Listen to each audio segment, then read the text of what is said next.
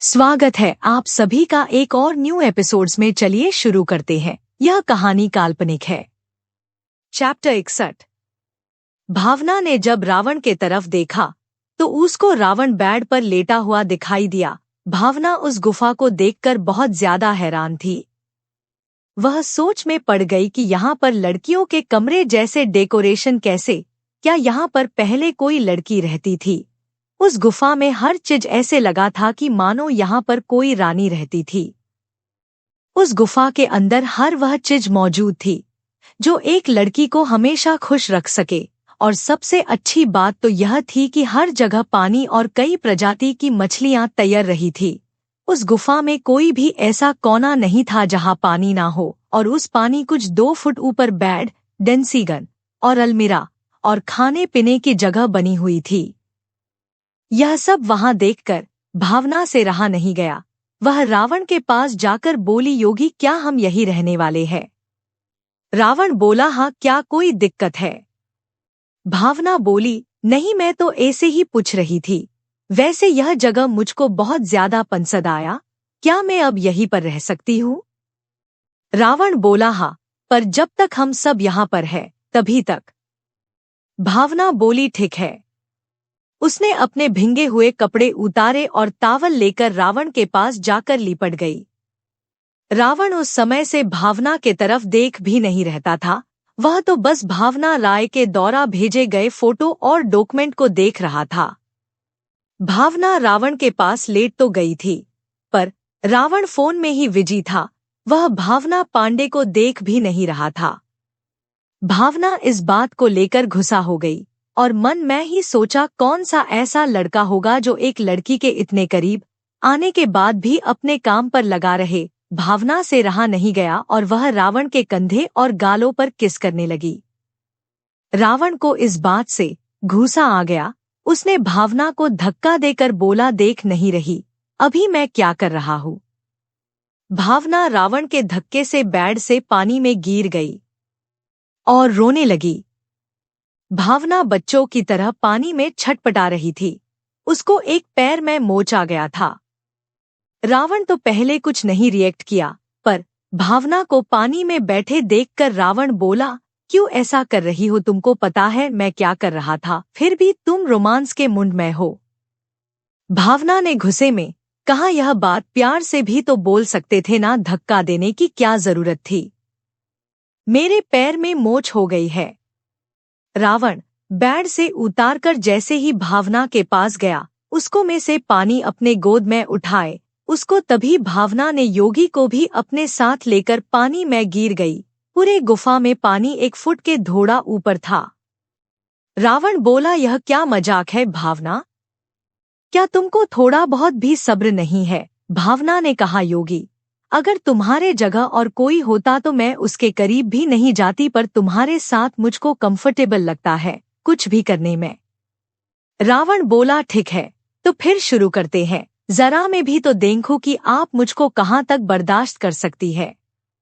यह बोलकर रावण पानी में ही भावना के तावल को हटा दिया, उसके गालों से किस करना शुरू किया। उसके बाद उसके नेक सीने से किस करते हुए कमर तक चला गया। भावना भी उसके साथ उसके जैसा ही व्यवहार कर रही थी।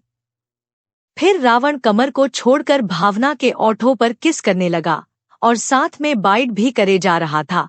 भावना को अपने पूरे शरीर में एक शिहंजी दौड़ गई। उसके शरीर के निचले पार्ट से पानी सा चिपचिपा पदार्थ रिलीज हुआ। भावना को अब और ज्यादा आनंद की अनुभूति होने लगी। रावण अब भावना के कमर को पकड़कर बेड पर लेटा दिया और उसके ऊपर आ गया। वह दोनों लव बाइट के साथ वायलेंस किस करने लगे थे। वह दोनों मदहोश हो चुके थे। उनको ऐसा लग रहा था कि वह दोनों एक आनंदमय समय बिता रहे हो। 2 राउंड के बाद जब तीसरे बार जब रावण भावना के ऊपर आया तो भावना ने उसको रोकना चाहा, पर रावण ने भावना की कोई बात ना सुनते हुए वह फिर भावना को लव बाइट और वायलेंस किस के साथ तंग करने लगा। इस बार भावना के मुंह से थोड़ी बहुत देर में सिसकी और कम ध्वनि की चिख निकलने लगे। 4 घंटे बाद जब भावना पूरी थक गई तो बोली, योगी अब क्या आज का ही दिन है? कल या रात में भी तो कर सकते हो ना? प्लीज अभी तो मुझको छोड़ दो, मैं तुमको तंग करने के लिए माफी मांगती हूँ, अब से ऐसा नहीं करूंगी। रावण को यह सब सुनकर दया आ गई। वह भावना के ऊपर से उतार कर उसके बगल में लेट गया। भावना को अपने बाहों में पकड़ लिया।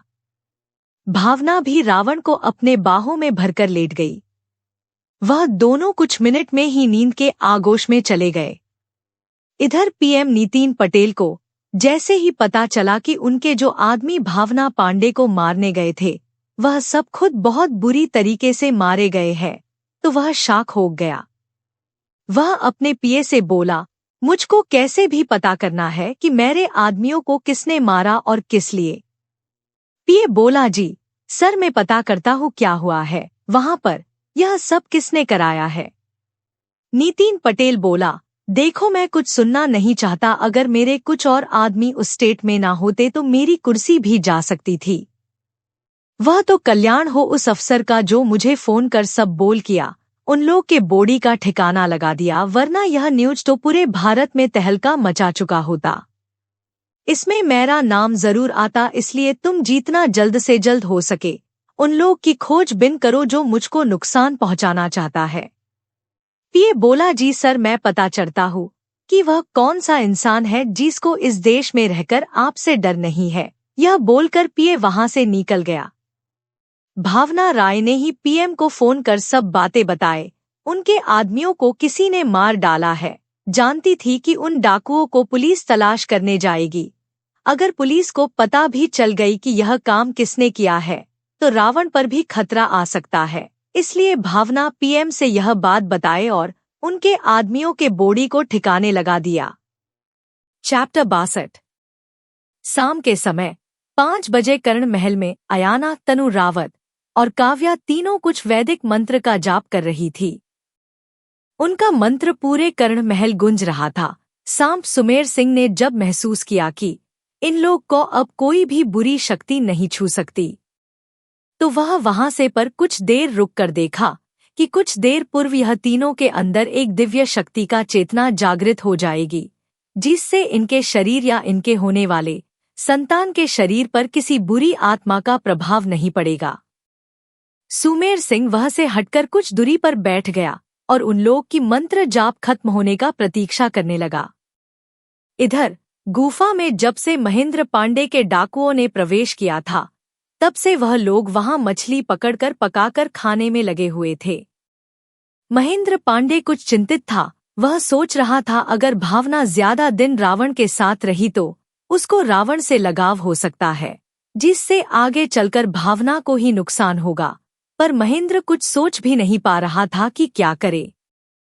तभी भावना अपने गुफा से बाहर निकल कर आई, महेंद्र जी के पास आकर बैठ गई। वह बहुत ही खूबसूरत और मनमोहक लग रही थी। उसको आते देखकर वहां से सारे डाकू अपने अपने गुफा के तरफ बढ़ गए। महेंद्र भावना को देखकर पूछा, क्या यहाँ कोई दिक्कत है तुमको? भावना बोली, पिताजी दिक्कत तो नहीं है, पर भूख लगी है, वह भी बहुत तेज। महेंद्र जी बोले, बेटा पहले बोल देती, मैं तुम्हारे लिए पहले ही खाना भेज देता। भावना बोली, मैं सो रही थी तो पहले कहाँ से कुछ बोलती, यह बताइए कि कुछ खाने को है कि नहीं। महेंद्र पांडे बोले, बेटा भावना है, क्यों नहीं, तुम्हारे लिए तो मैं कुछ भी कर सकता, तो खाना बनना कौन सी बड़ी बात है। यह बोलकर महेंद्र जी उठे और कुछ तली हुई मछली भावना को लाकर दे दिया। भावना को मछली खाना बहुत पसंद था, वह तुरंत खाने में लग गई। महेंद्र जी ने गुफा से कुछ और मछली पकड़कर पकाने लगे। कुछ समय में महेंद्र जी एक मिट्टी के बहुत बड़े थाल में भावना के मछलियां लेकर उसके पहुंच गए। भावना ने जब देखा कि इतनी सारी ताज़ी मछली उसके लिए उसके पिता लेकर आए हैं तो वह खुश हो गई और उस थाली को पकड़ा, एक पत्थर की मेज पर रखा, जल्दी जल्दी खाने लगी। महेंद्र जी बोले, बेटा जल्दी जल्दी क्यों खा रही हो, आराम से खाओ, कोई दूसरा आदमी यहाँ थोड़ी आने वाला है। भावना बोली, है ना, वह राक्षस योगी, वह तो आदमियों तक को खा जाता है, यह तो मछली है। महेंद्र जी बोले, बेटा उससे क्या हो जाएगा, मैं और पका दूंगा। भावना बोली, उसकी क्या जरूरत है, वह तो मछलियों को भी कच्चा खा सकता है। तभी उन दोनों के पीछे से रावण बोला, तो यहाँ पर मेरी बुराई चल रही है, मुझको किसी इंसान का दिल पसंद आ चुका। यह बोलकर रावण भावना के तरफ बढ़ गया और बोला, तो क्या मैं आज आपका दिल खा सकता हूँ मिस भावना पांडे जी? भावना डरकर बोली, नहीं, तुम मछली खा लो, अभी तो मुझको बहुत दिन तक जीना है, पूरी दुनिया की सैर करना है, मैंने अभी शादी भी नहीं की है। रावण बोला, तो मिस भावना को अभी शादी करनी है तो ठीक है, आज तुमको छोड़ देता हूँ, मुझको मछली दे दो। यह सुनकर भावना ने पके हुए मछली की थाल रावण के आगे कर दिया। रावण उसमें से मछली निकाल कर खाने लगा। भावना बोली, योगी मुझको भूख लगी है, क्या मैं थोड़ा बहुत खा सकती हूँ?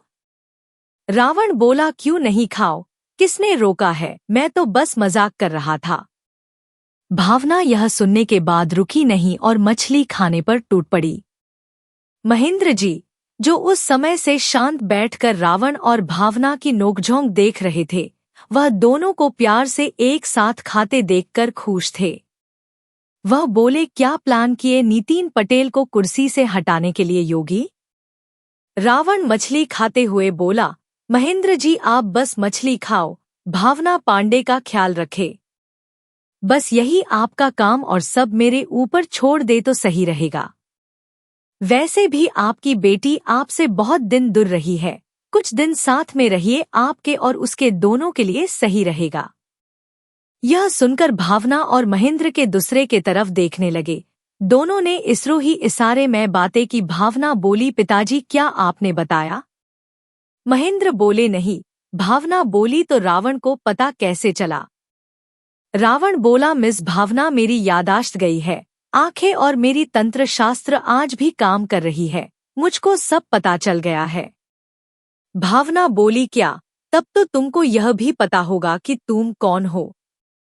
रावण बोला, हाँ, पर जैसा चल रहा है वैसे ही चलने दो, किसी से कुछ बताने की जरूरत नहीं है। भावना और महेंद्र जी बोले, वह सब तो ठीक है, पर क्या? रावण दोनों को रोकते हुए बोला, यह सब बात कुछ दिन भूल जाए आप लोग तो सही रहेगा। भावना बोली, ठीक है। रावण बोला, मिस भावना पांडे आप अब इस गुफा से जब तक बाहर नहीं आ सकती है, जब तक नितिन पटेल पीएम के कुर्सी से हट नहीं जाता, आप महेंद्र पांडे जी इनका ख्याल रखें कि यह गुफा से बाहर ना जाए। भावना बोली, मुझको किसी की निगरानी की जरूरत नहीं है, जब तक तुम यहाँ पर रहोगे तब तक मैं यहाँ रहने को तैयार है। रावण बोला, मिस भावना जी आपको क्या लगता है, क्या मैं यहाँ पर रहकर नितिन को पीएम के कुर्सी से हटा सकता हूँ? भावना बोली, तो 1-2 दिन में तो आओगे ही। रावण बोला, ठीक है। महेंद्र बोले, मेरे टोटल 46 आदमी है, तुम जैसे चाहो उनका यूज कर सकते हो। रावण बोला, उनकी कोई जरूरत नहीं, उनमें से बस 5 आदमी मुझको चाहिए, बाकी सबको शहर के जितने भी छोटे मोटे गुंडों का गैंग है उनको खत्म करने पर लगा दे, अपने आदमियों को शहर में अपना दबदबा बनाने को कहे। महेंद्र जी बोले, पर इसमें अभी खतरा है।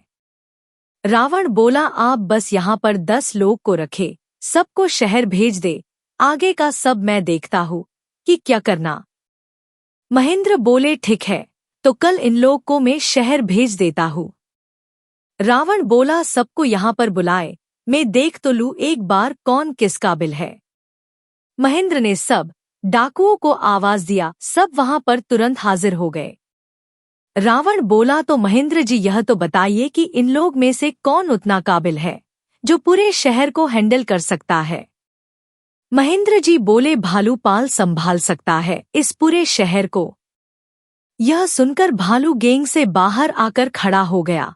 वह 6 फुट का लंबा चौड़ा आदमी था, बॉडी एक पहलवान के समान था, उसकी एज 26 साल का था, उसका इस दुनिया में कोई नहीं था, वह एक अनाथ था। रावण ने भालूपाल को देखा और बोला, भालूपाल आज से तुम इस शहर के राजा हो, तुमको बस 3 चीज से दूर रहना है, लड़की, नेता, निर्दोष इंसान। तुम इस शहर में जो चाहे वह कर सकते हो, तुमको कोई रोके तो मुझको संपर्क कर सकते, फोन का व्यवस्था मैं कल तक कर दूंगा, तुम में से कोई भी कभी भी खतरे में हो तो वह मुझको फोन कर सकता है, ज्यादातर खतरे में हो तो छुपने की कोशिश करे। रावण बोला, मेरे साथ कौन लोग रहेंगे महेंद्र जी? महेंद्र जी बोले, बेटा योगी तुम्हारे साथ कोई नहीं रहेगा। रावण चौंककर बोला, वह क्यों? महेंद्र जी बोले, तुम्हारे साथ कोई इसलिए नहीं रहेगा क्योंकि वह तुम्हारे बैकअप के लिए रहेंगे। वह पांचों तुमसे कुछ दूरी बनाकर ही रखेंगे हमेशा। रावण बोला, ठीक है, पर उन 5 से हमको मिला 2 दीजिए। महेंद्र जी ने आवाज दिया, बंटी, गणेश, टिपू, संदीप और लोकेश, तुम लोग आज से तुम पांचों भाई रावण के साथ रहोगे। उन लोग ने हाँ में गर्दन हिलाया। वह पांचों भाई की हाइट सेम 6 फुट 2 इंच थी, बॉडी एकदम एक पहलवान की तरह और उनका रंग बिल्कुल गोरा। रावण बोला, तो तुम 5 भाई हो, आज से तुम लोग मेरे पर्सनल बॉडीगार्ड हो और मेरे मित्र भी। आज से हम उस मिशन पर निकल रहे हैं जिसका इंतजार बहुत सारे लोग कर रहे होंगे। इसलिए मैं तुम लोग को एक चेतावनी भी देना पसंद करूंगा कि अगर कोई भी इसमें से गद्दार निकला तो मैं उसके बॉडी को जिंदा जलाकर खा जाऊंगा। इसलिए ध्यान रहे कि तुम सब महेंद्र जी के प्रति लॉयल रहे हो, कोई चालाकी ना करे। सबने डाकुओं ने एक साथ बोला, ठीक है बॉस। रावण बोला, तो ठीक है, आज से जो मेरे साथ रहेंगे वह लोग आज शाम से ही मिशन पर निकल रहे हैं। उन पांचों भाई ने एक साथ बोला, ठीक है सर। रावण बोला, तो आज एक मछली पार्टी हो जाए, मछली को शुभ माना जाता है। भावना बोली, पर मेरा पेट भर गया। रावण बोला, तुमसे किसने पूछा ही नहीं, तुम अपने गुफा में जाओ। भावना यह सुनकर चिढ़ गई और अपने गुफा की ओर पैर पटकते वहां से चली गई। चैप्टर 63।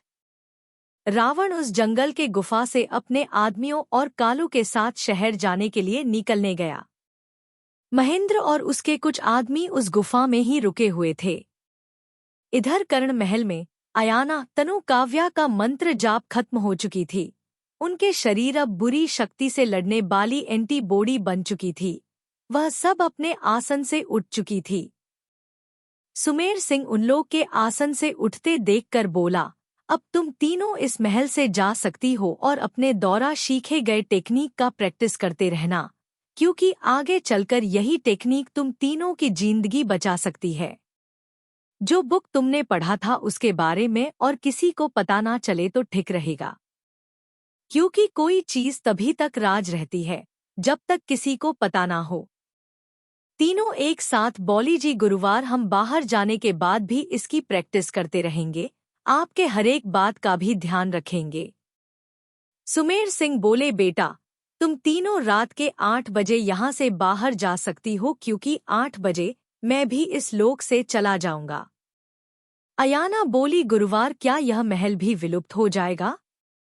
सुमेर सिंह बोले, बेटा मेरे सिवाय इस महल को सुरक्षित रखना मुश्किल होगा, इसलिए मेरे जाने के बाद यह महल भी विलुप्त हो जाएगा और यहाँ पानी भर जाएगा। काव्या बोली, गुरुवार महल कैसे विलुप्त हो सकता है, यह तो इतना बड़ा है। सांप सुमेर सिंह बोले, बेटा यह महल बनाते समय इसकी रखरखाव में अंडर था, उसी समय से यह महल मेरे अधीन है। अगर मैं ही नहीं रहूंगा तो यह महल कैसे रहेगा? अयाना बोली, ठीक है गुरुवार। तनु रावत बोली, क्या मेरे सपने अधूरे रह जाएगा? क्या मैं रावण के साथ नहीं आ सकती यहाँ पर? सुमेर सिंह बोले, नहीं, अब तुम लोग कुछ फल ले लो क्योंकि अब मेरे निकलने का समय नजदीक है। तनु ने कहा, गुरुवार जैसा आप बोले। यह बोलकर वह पेड़ के पास जाकर पेड़ से हाथ जोड़कर कुछ फल देने को कहा। इस बार उस पेड़ से बहुत सारे फल गिरे। तनु रावत यह देखकर हैरान हो गई और फल चुनने लगी। सुमेर और काव्या, अयाना तीनों भी वहां आ गए। अयाना बोली, तनु ज्यादा फल ले जाकर क्या करोगी? तुमसे जितना चल पाए उतना ही लेकर चलो, हम लोग यहाँ से कुछ नहीं ले जाने वाले। तनु बोली, क्या अयाना, कुछ तो तुम लोग ले ही सकते हो। काव्या बोली, ठीक है, और वह भी कुछ फल अपने दुपट्टे में रखने लगी। अयाना जो टर्च बाहर से लेकर गए थे उसको लेने अंदर महल में चली गई। तनु और काव्या फल लेकर सांप सुमेर सिंह के पास आकर खड़ी थी। तब तक अयाना टर्च लेकर कर्ण महल से बाहर आ गई। सुमेर सिंह बोले, बेटा चलो तब हम लोग यहाँ से निकलते हैं। अयाना बोली, ठीक है। वह तीनों महल से बाहर निकलने के रास्ते की तरफ बढ़ने लगे। तनु और काव्या सुमेर सिंह और अयाना से कुछ आगे चल रहे थे। वह दोनों जैसे गेट से बाहर की तरफ कदम रखा तभी कर्ण महल का बाहर निकलने वाला गेट बंद हो गया। यह देखकर तनु और काव्या डर गए। गेट को बाहर से धक्का देकर खोलने की कोशिश करने लगे पर वह गेट खुलने का नाम नहीं ले रहा था। वह दोनों दरवाजा पीटते रहे पर गेट पर कोई असर नहीं हुआ। 4 मिनट बाद गेट खुला और अयाना के बाहर आते हैं वह गेट भी गायब हो गया। तनु और काव्या दोनों अयाना को देखकर खुश हो गई और जाकर अयाना सिंह के गले लग गई। काव्या बोली, हम दोनों तो डर ही गई थी कि तुम अब बाहर आ पाओगी भी या नहीं।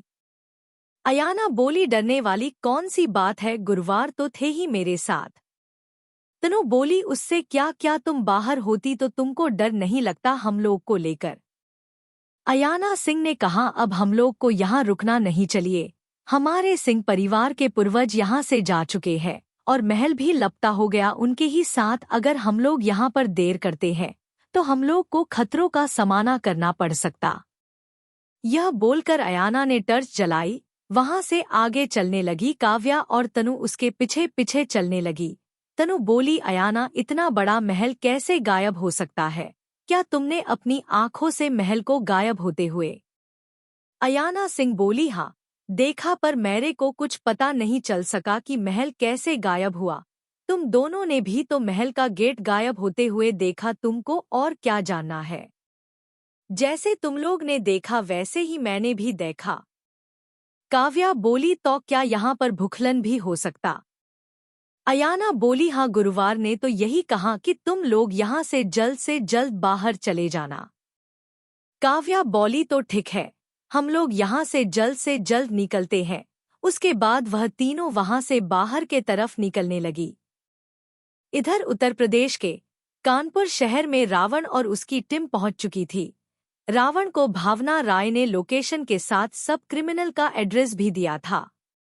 कालू पाल ने कहा, बोस हम लोग को अब देर नहीं करना चाहिए। आज रात भर में ही इस शहर से बहुत सारे क्रिमिनल को हम लोग को मारना पड़ेगा।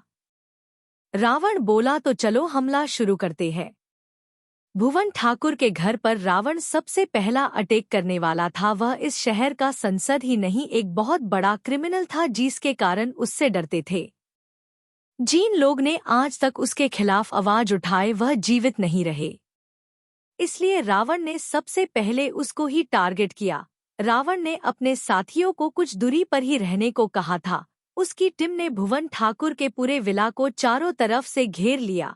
रावण अकेले ही भुवन ठाकुर के गेट के और निकल गया। उसके साथी उससे बहुत दूरी पर थे। रावण जैसे ही भुवन के गेट तक पहुंचा, उसको भुवन ठाकुर के बॉडीगार्ड ने रावण को गेट पर ही रोक दिया, पर रावण रुका नहीं। भुवन ठाकुर के बॉडीगार्ड रावण को ना रुकते देखकर उसके तरफ बढ़े और उस पर फायरिंग करना शुरू कर दिया। रावण उन फायरिंग से बचते हुए आगे बढ़ने लगा। 2 बॉडीगार्ड को गला से पकड़कर उन दोनों का गला एक ही झटके में तोड़ डाला। यह देखकर जो गेट पर दूसरे बॉडीगार्ड थे वह सब डर गए और सोचने लगे कि क्या कोई ऐसा भी हो सकता है। रावण कुछ सेकंड में ही 10-12 बॉडीगार्ड की गर्दन तोड़ चुका था और आगे बढ़ते जा रहा था। एक बॉडीगार्ड ने यह बात भुवन से जाकर बताया। भुवन ठाकुर यह सुनकर आंख बबूला हो गया। भुवन का बेटा ऋतिक ठाकुर बोला, किसकी इतनी हिम्मत हो गई इस शहर में जो हमारे घर पर आकर हमला कर रहा है? वह गार्ड बोला, सर कोई सरफिरा है, अकेले ही आया है और जब मैं आपके पास आ रहा था तब तक उसने अपने 10 आदमियों को जान से मार डाला था। भुवन बोला, उसका कोई नाम या पता? गार्ड बोला, नहीं सर, कुछ नहीं बता रहा है वह। भुवन बोला, तो चलकर देख लेते हैं कि कौन है। भुवन ठाकुर और ऋतिक दोनों अपने पर्सनल बॉडीगार्ड के साथ गेट के तरफ निकले। चैप्टर 64।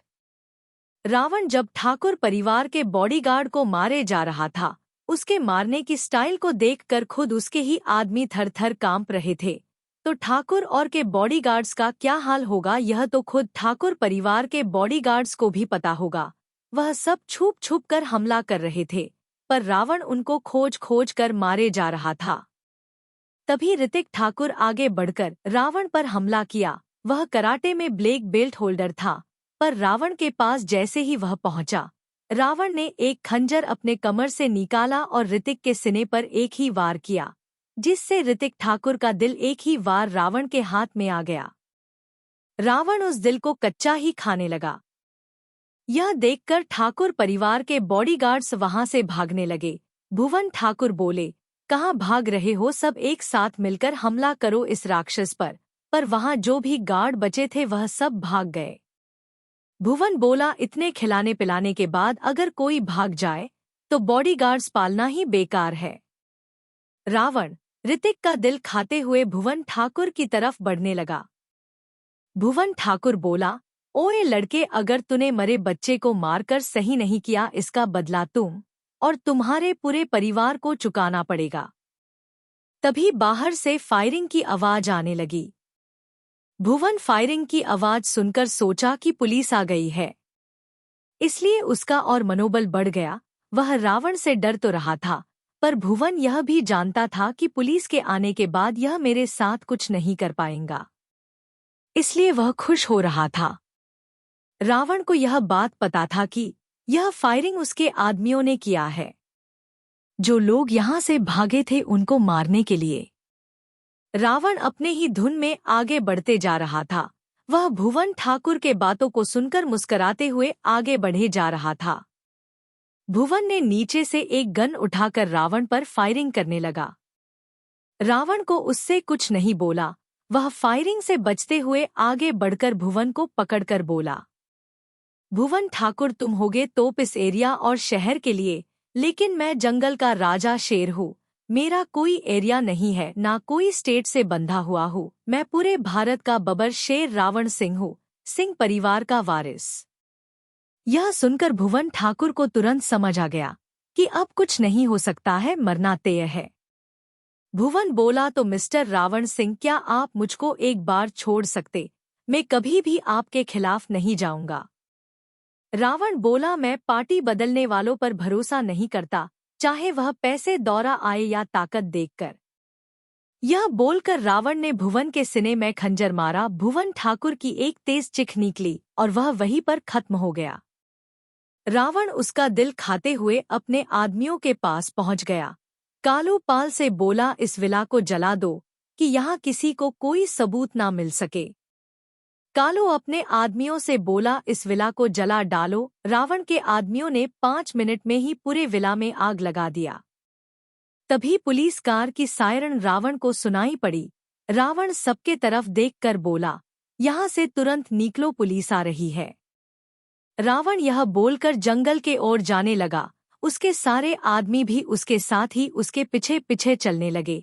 वह सब कुछ ही मिनट में वहां से 3 किलोमीटर दूर निकल गए। वह लोग रुकने वाले नहीं थे, वह लोग अपने दूसरे टारगेट की तरफ निकल गए। पुलिस जब संसद भुवन ठाकुर के विला पर पहुंची, तब तक तो ठाकुर साहब का विला जलकर राख हो चुका था। पुलिस ने अपने ऊपर के अफसर इस बात की सूचना दिया। वह अफसर यह बात सुनकर सदमे में चला गया था। वह जानता था कि इस शहर का तो सबसे बड़ा बाहुबली तो वह खुद ही था, तो उसको मारने वाला तो उससे भी खतरनाक होगा। वह अफसर बोला, ठीक है, मैं कुछ समय में वहां पहुंचता हूं, तब तक पूरे एरिया को सील कर दो। वह पुलिस वाला बोला, ठीक है सर, मैं अभी सील करता हूं। यह बात शहर के एसपी भावना राय को पता चली, तो वह समझ गई कि रावण ने अपना चाल चल दिया है, अब मेरी बारी है। भावना राय ने संसद भुवन के घर जाने का सोचा और वह अपने घर से बाहर निकलकर भुवन ठाकुर के विला की ओर निकल गई। उसने पुलिस डिपार्टमेंट को मैसेज किया कि ठाकुर परिवार के विला से 10 किलोमीटर दूर तक तुरंत निगरानी करो कि कोई वहां से बचकर निकल ना पाए। जो भी क्रिमिनल दिखाई दे उसको उठा लो और थाने पर लेकर आओ, मैं वहां पहुंच रही हूँ। रावण और उसकी डाकू मंडली ठाकुर विला से 12 किलोमीटर दूर निकल चुकी थी। उनका अगला ठिकाना वहां से कुछ ही दूरी पर था। मीडिया को भी यह खबर मिलते ही मीडिया ने इसका प्रसारण शुरू कर दिया था, क्योंकि उनको सही खबर दी गई थी। कुछ मीडिया चैनल ही ऐसी थी जो इस खबर को अभी नहीं चला रहे थे। बहुत सारे मीडिया रिपोर्टर तो ठाकुर विला पर पहुंच चुके थे और वह अपने चैनल पर ठाकुर परिवार के विला से लाइव प्रसारण कर रहे थे, पर किसी को अभी यह पता नहीं चल पाया कि ठाकुर परिवार को खत्म किसने कर दिया, वह भी उनके घर में घुसकर। यह खबर पीएम नितिन पटेल तक भी पहुंच गई। यह सुनकर नितिन पटेल बौखला गया, क्योंकि भुवन ठाकुर नितिन पटेल के करीबियों में से एक था। नितिन पटेल ने बोला, इस केस को सीबीआई के हवाले कर दो, हमको अब वहां के प्रशासन पर भरोसा नहीं है। यह बोलकर वह अपने कमरे में एक के लड़की के साथ चला गया। नितिन पटेल का पीए समझ गया कि यह सुबह से पहले उठने वाले हैं नहीं, इसलिए मैं भी सोने चलता हूँ। जब इनको अपने संसद से ज्यादा कोई लड़की पसंद है तो खुद भुगते, मेरा क्या यह नहीं तो कोई और सही। यह बोलकर वह भी अपने कमरे में सोने चला गया। रावण अपने दूसरे टारगेट के विला के नजदीक पहुंचकर कुछ देर आराम करने को सोचा, क्योंकि उसके सारे आदमी भी इतने चलने के बाद थक चुके थे। रावण बोला, यहाँ से हमारा गुफा कुछ किलोमीटर ही पड़ेगा, इसलिए आप लोग यहाँ से चले जाओ। मेरे साथ बस मेरे 5 बॉडीगार्ड्स ही रहेंगे। कालूपाल बोला, पर बोस। रावण बोला, बोस तब बोलोगे ना जब तुम जीवित रहोगे, इसलिए कालूपाल तुम अपने पूरे टीम के साथ छुपते हुए अपने गुफा में पहुंच जाओ। जब माहौल शांत होगा तब तुम लोग को मैं खुद ही बुला लूंगा। कालू बोला, बोस पर अपना ध्यान रखना। रावण बोला, ठीक है। कालू सब डाकुओं को लेकर वहां से जंगल वाले अपने पहाड़ी गुफा के ओर चल दिया। रावण अपने 5 बॉडीगार्ड्स को देखकर पूछा, क्या मैंने कुछ गलत किया? सब एक साथ बोले, नहीं बोस, आप जितने अपने दुश्मन के लिए खतरनाक है उतने ही अपनों के प्यार रखते हैं, आप कभी गलत ही नहीं सकते। कर्ण महल के नष्ट होने के बाद अयाना, काव्या और तनु तीनों उस खुफिया रास्ते से 2 घंटे में ही बाहर निकल गए। वह तीनों दिल्ली के सिंह होटल के वीआईपी रूम में निकले। वह तीनों वहां से निकलकर सबसे पहले तो शीशे के सामने जाकर अपना चेहरा देखा। अयाना बोली, यार यह तो सच है, हम लोग को वहां जाने से चेहरा पर निखार और ग्लोइंग बढ़ गई है। काव्या बोली, अब तो हम लोग को इस दुनिया से और बचकर रहना पड़ेगा। तनु बोली, हाँ, अब हम लोग ऐसे बाहर नहीं घूम सकते, पता ना कब कौन किडनैप कर ले। अयाना बोली, काव्या क्या तुम भूल गई कि सिंह होटल भी उसी खंडहर पर खड़ा है, इसलिए हम लोग को यहाँ से तुरंत निकलना होगा। तनु बोली, वह तो ठीक है, पर हम जाएंगे कहाँ? तभी अयाना के होटल मैनेजर बोला, अयाना मैम क्या कोई परेशानी है? अयाना बोली, नहीं, और हाँ हम लोग यहाँ हैं, इस बात को छुपाने के लिए भी धन्यवाद। मैनेजर बोला, ठीक है, आपको धन्यवाद करने की क्या जरूरत है, क्या आप लोग को कुछ खाने को चाहिए?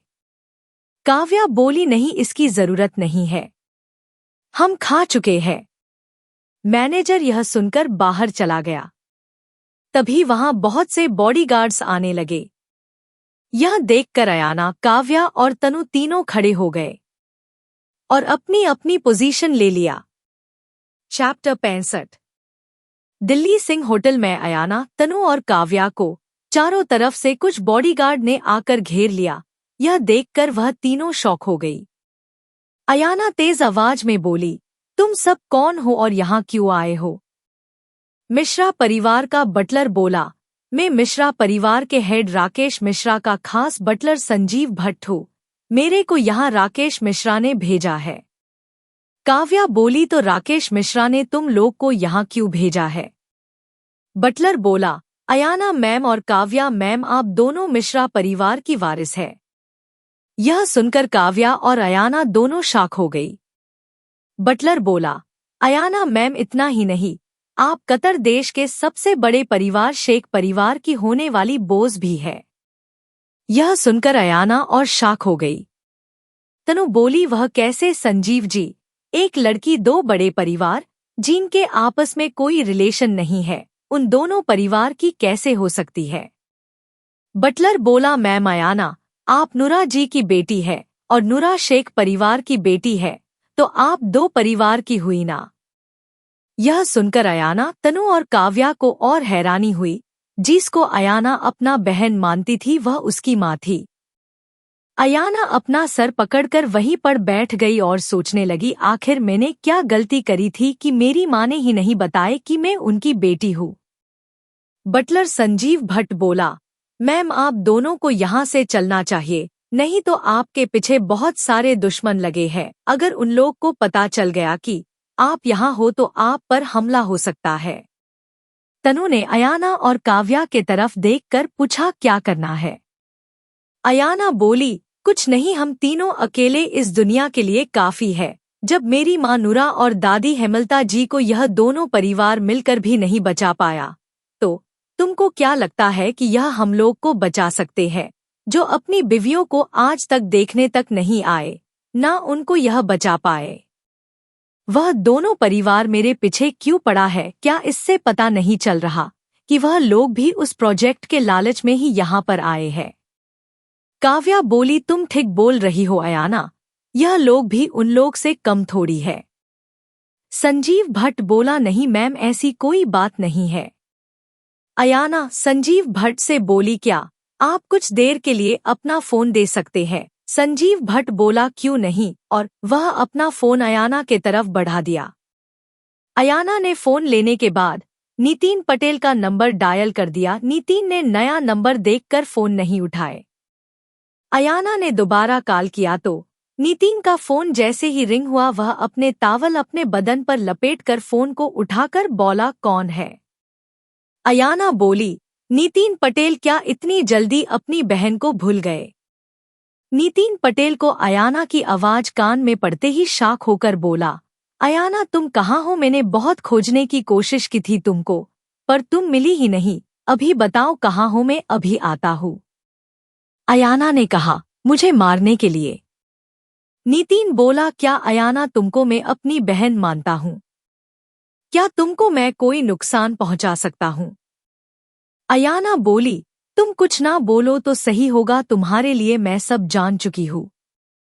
नितिन बोला, चलो जान गई हो तो कोई बात नहीं मिस अयाना, वैसे भी पूरा सिंह इंडस्ट्रीज को मैंने खत्म करवा दिया है।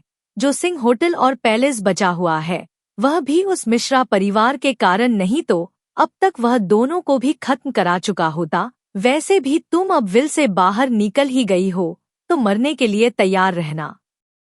अयाना बोली, ठीक। नितिन पटेल, क्या तुम यह भूल गए हो कि तुमको अगर मैं पीएम की कुर्सी तक पहुंचा सकती हूँ तो वहां से हटा भी सकती हूँ? तुमको इतना गलतफहमी पालना सही नहीं है। इंतजार करो चुनाव तक, फिर देखते हैं कौन कितने पानी में है। जिस बिजनेसमैन के ऊपर तुम इतना इतरा रहे हो वह बस कुछ दिन के ही मेहमान है। नितिन पटेल अयाना का बात सुनकर गुस्सा होकर अपना फोन दीवार पर दे मारा और अपने कमरे से निकलकर पीए के कमरे के तरफ निकल गया। फिर कुछ सोच विचार कर नितिन पटेल अपने कमरे में आकर आशिकी में डूब गया। काव्या बोली, तो हम लोग कहाँ चल रहे हैं अयाना? अयाना बोली, हम लोग यहाँ से सिंह पैलेस मुंबई चल रहे हैं। यह सुनकर संजीव भट्ट बोला, अयाना मैम, पर हम लोग को आप लोग को भारत से लंदन लेकर आने को बोला गया है। अयाना बोली, हम किसी पर भरोसा नहीं कर सकते और कहीं जाने वाले भी नहीं है। तभी कमरे में 10 से बाहर बॉडीगार्ड अंदर आए। उनके सीने पर सिंह परिवार का लोगो लगा हुआ था। उसमें से सीनियर बॉडीगार्ड आगे बढ़कर बोला, अयाना मैम, कार तैयार है, हम लोग मुंबई चल सकते हैं। उन लोग को देखकर संजीव भट्ट शॉक हो गया। मन में बोला, क्या सिंह परिवार के पास इतने खतरनाक बॉडीगार्ड भी है? संजीव बोला, अयाना, क्या यह लोग विश्वास के काबिल है? अयाना बोली, आप लोग से ज्यादा विश्वास के काबिल है यह लोग। वैसे आप लोग जा सकते हैं। आप लोग को सिंह परिवार की मदद करने की कोई जरूरत नहीं है। सिंह परिवार का तो ख्याल में नहीं रख पाई, पर सिंह इंडस्ट्रीज को मैं फिर से उतनी ऊंचाई पर लेकर जा सकती हूँ। काव्या बोली, अयाना, हम लोग को यहाँ से निकलना चाहिए। अयाना बोली, ठीक है तो चलते हैं। अयाना, तनु और काव्या होटल से बाहर निकलने लगी। सिंह परिवार के कुछ बॉडीगार्ड जो आज तक दुनिया से छुप कर रहते थे, वह लोग अयाना के एक बुलावे पर वह वहां पहुंच गए थे। अयाना के चारों तरफ से घेर कर चल रहे थे। अयाना ने होटल मैनेजर को गेट पर खड़े देखकर बोली, मिस्टर राय, आप 10 मिनट में अपने विश्वास पात्र लोग के साथ यहाँ से बाहर निकले और होटल को खाली कर दे। मैनेजर राय बोला, क्या बात है अयाना मैम? अयाना बोली, कुछ नहीं, बस होटल की गिरने की संभावना है। मैनेजर बोला, मैं आपके यहाँ से निकलते ही कर दूंगा। अयाना बोली, ठीक है, और तुम मुंबई वाले होटल पर चले आना। मैनेजर बोला, ठीक है मैम। अयाना, तनु, काव्या वहां से एक कार में बैठकर निकल गई। उनके आगे पीछे एक एक बॉडीगार्ड की कार चल रही थी। मैनेजर होटल खाली कराने चला गया। राकेश मिश्रा के बटलर अयाना के कार के कुछ दूरी पर ही अपने साथियों के साथ उनका पीछा कर रहा था। इधर कानपुर शहर में रावण मोहम्मद अंसारी के विला पर पहुंच चुका था। उसके 5 आदमी विला के चारों तरफ फैल गए थे। रावण एक बार अपने साथियों पर नजर दौड़ाने के बाद अंसारी विला के तरफ चल दिया। मोहम्मद अंसारी उत्तर प्रदेश का सबसे नामी बाहुबली था। उसके अंडर में उत्तर प्रदेश के लगभग 15 से भी ज्यादा सांसद थे। इतना ही नहीं, वह उत्तर प्रदेश का सबसे बड़ा किंग भी कहा जाता। वह जिस पार्टी के साथ खड़ा हो जाता था, वह पार्टी उत्तर प्रदेश में जीत जाती थी। पर अब उसका पावर कुछ कम हो गया था। उसके 2 बेटे थे, सफिक और समीर, वह दोनों भी बाहुबली ही थे। उनके नाम पर भी उत्तर प्रदेश में बहुत से केस दर्ज थे, पर किसी पुलिस वाले की हिम्मत नहीं थी कि उन बाप बेटे को पकड़कर पुलिस स्टेशन तक ले जा सके। एक बार किसी अफसर ने ऐसा किया था तो उसके पूरे परिवार के साथ उसकी भी डेथ बॉडी सड़क पर मिली थी, पर कोई नेता से मीडिया रिपोर्टर तक इस खबर को नहीं दिखाया था, ना कुछ इस बारे में बोला था। सब उससे डरते थे, कोई उससे दुश्मनी लेना नहीं चाहता था। सब जानते थे उसका कुछ नहीं बिगड़े वाला, पर उनके परिवार का मौत निश्चित है। रावण अपने में मग्न अंसारी विला के तरफ बढ़ने लगा। चैप्टर 66। रावण अंसारी परिवार के घर के ओर बढ़ने लगा था। वह अंसारी परिवार के घर से 100 मीटर के दूरी पर था। तभी अंसारी परिवार के गेट से एक बॉडीगार्ड बोला, कौन हो तुम? अपना नाम बताओ, नहीं तो हम तुमको शूट कर देंगे। रावण कुछ नहीं बोला और आगे बढ़ते रहा। वह बॉडीगार्ड रावण को कुछ भी ना बोलते देखकर अपने पिस्टल से फायरिंग करना शुरू कर दिया, पर रावण उससे बचते हुए आगे बढ़ने लगा। वह बॉडीगार्ड अपने साथियों से बोला, मार डालो उस लड़के को, बहुत तेज बन रहा है। उस बॉडीगार्ड के इतना बोलते ही अंसारी विला से सारे बॉडीगार्ड जो गेट पर थे, वह सब रावण के तरफ फायरिंग करने लगे। रावण फायरिंग से बचते हुए आगे बढ़ता रहा। जब वह गेट पर पहुंचा तो जो उसके करीब आया उसको वह एक ही वार में खत्म करते जा रहा था। कुछ बॉडीगार्ड के तो रावण दिल निकाल कर खाते हुए आगे बढ़ रहा था। यह देखकर अंसारी विला के बॉडीगार्ड डर से थर थर कांपने लगे थे, पर वह वहां से भाग भी नहीं सकते थे, क्योंकि अगर वह वहां से भागते तो मोहम्मद अंसारी के हाथों मारे जाते। इसलिए वह डरते हुए भी रावण पर फायरिंग चले जा रहे थे। रावण अपने में ही मग्न उन लोग को एक खंजर से चिरते फाड़ते आगे बढ़े जा रहा था। यह सब देखकर ऐसा लग रहा था कि जंगल का शेर बहुत दिनों से सो रहा था और जागने के बाद सीधा अंसारी विला पर ही आ गया था। विला के गेट पर फायरिंग होते देखकर अंदर के कुछ गार्ड्स भी बाहर के गेट के तरफ भागे, पर वहां जाते ही उन लोग के हाथ पांव काम करना बंद कर चुके थे। वहां का नजारा बहुत ही खतरनाक था। रावण की बॉडी पूरी तरह से खून से लथपथ था कि कोई उसको पहचान भी नहीं पा रहा था कि वह कौन है और कितने साल का है।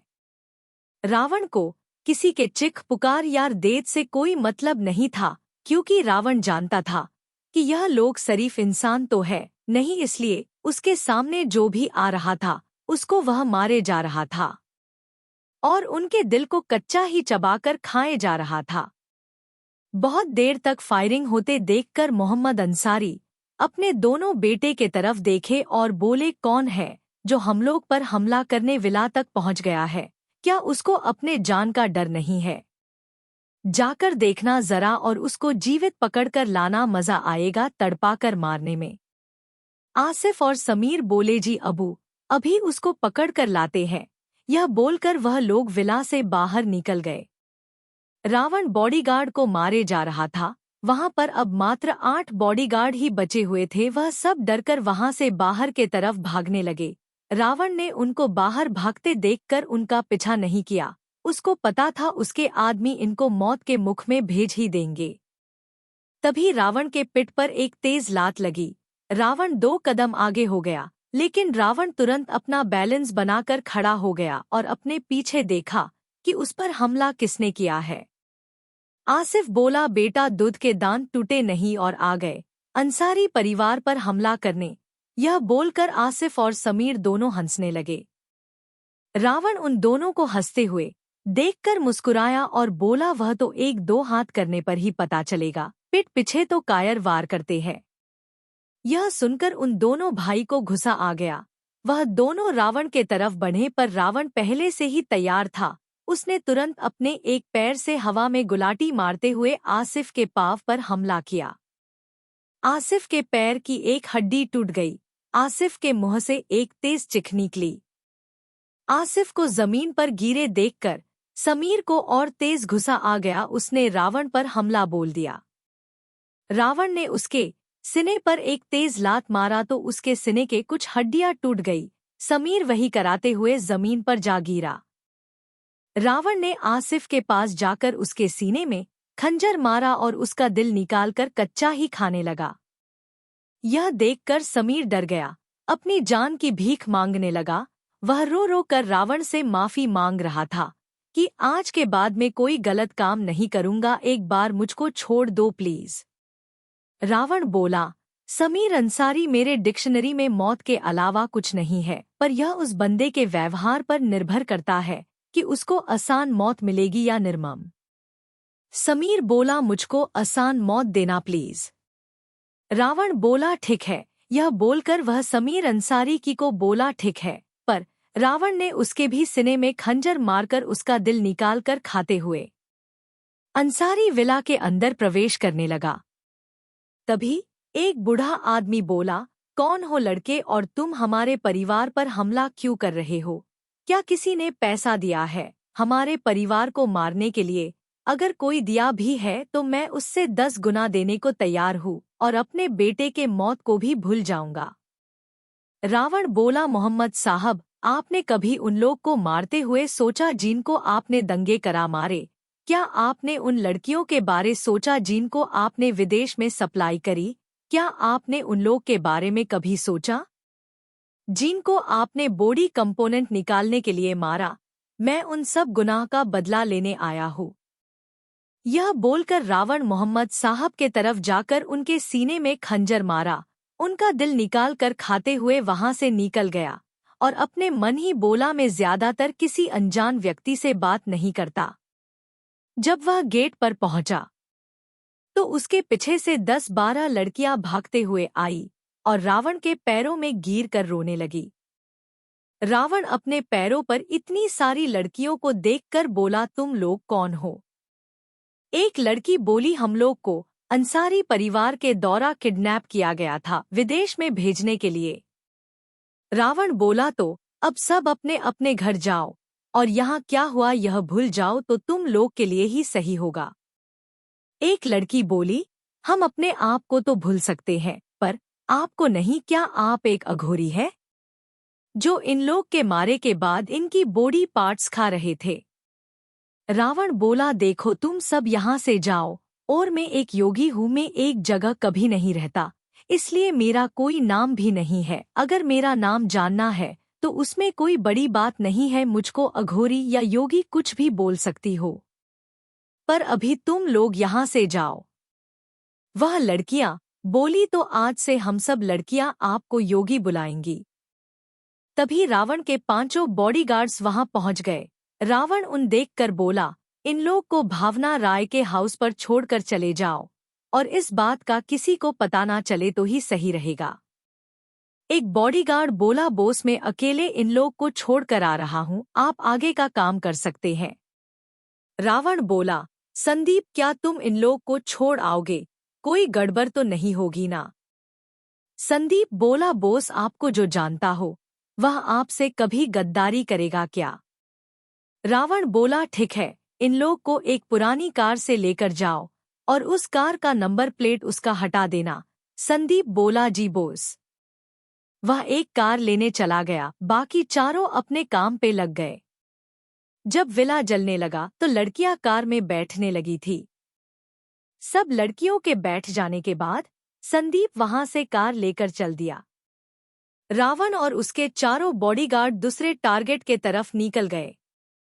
चैप्टर 67। रावण अपने 4 साथियों के साथ वहां से अपने अगले टारगेट की ओर बढ़ चुका था। संदीप उन सब लड़कियों को लेकर उनको छोड़ने जा रहा था। तभी उसमें से एक लड़की बोली, संदीप जी, आपके बॉस कहाँ से है? संदीप बोला, मैडम, आपको यह बात पता होनी चाहिए कि वह मेरे बॉस है, जिनकी जानकारी मैं किसी को नहीं दे सकता। एक लड़की बोली, संदीप जी, क्या आपके बॉस को किसी से डर नहीं लगता? संदीप बोला, मैडम, आप लोग ने खुद इतना कुछ देख कर आई है, मुझको बताने की क्या जरूरत है? दूसरी लड़की बोली, क्या आपके बॉस की शादी हो गई है? यह सुनकर सब लड़कियां हंसने लगी। तो वह लड़की बोली, इसमें हंसने वाली कौन सी बात है? कोई लड़का इतना खतरनाक और खूबसूरत हो तो उस पर नजर रखना तो हम लड़कियों का जन्मसिद्ध अधिकार है। सब लड़कियां एक साथ बोली, संदीप जी, क्या योगी जी की शादी हो गई है? संदीप बोला, मैडम, आप सब जानना चाहती है तो मैं बता दूं कि योगी जी की शादी तो नहीं हुआ है, पर उनकी एक बहुत खतरनाक और खूबसूरत बीवी है जो उनसे अभी दूर है। एक लड़की बोली, क्या वह हम लोग से भी खूबसूरत है? संदीप बोला, मैंने उनको अभी तक देखा तो नहीं है, पर मुझको यह जरूर पता है कि वह परियों की रानी जैसी दिखती है। यह सुनकर सब लड़कियों का होश ठिकाने आ गया। एक लड़की बोली, क्या वह किसी बड़े परिवार से है? संदीप बोला, मैडम, मैं आप लोग को यह नहीं बता सकता, वैसे भी आप लोग को जिसने बचाया हो उसके बारे में ज्यादातर जानकारी आपके लिए ही खतरनाक है। मैं अब कोई जवाब नहीं देने वाला, आप लोग चुपचाप बैठे, नहीं तो यही छोड़कर चला जाऊंगा। यह सुनकर सब लड़कियां चुपचाप बैठ गई। इधर रावण के पहाड़ वाले अड्डे पर उसके आदमी पहुंच चुके थे। जब वह लोग गुफा के गेट खोलकर अंदर गए तो महेंद्र पांडे और भावना बैठकर कुछ बातें कर रहे थे। महेंद्र ने कालू और उसके साथ आदमियों को वापस आते देखकर बोले, क्या हुआ? तुम लोग वापस क्यों आ गए? कालू बोला, बोस, योगी जी ने हम लोग को जाने को बोला। महेंद्र बोले, कोई बात नहीं, वह लोग क्या कर रहे हैं? कालू बोला, बोस, हम लोग जब वहां पर थे तब तक ठाकुर परिवार खत्म हो चुका था। योगी जी अंसारी परिवार के विला के नजदीक पहुंच चुके थे। महेंद्र जी बोले, ठीक है, सब आराम करो, आगे का प्लान योगी के आने के बाद करते हैं। कालू और सब आदमी वहां से आराम करने निकल गए। भावना पांडे ने अपने पिता से पूछा, पापा, क्या रावण उन तीनों परिवार को खत्म कर पाएगा?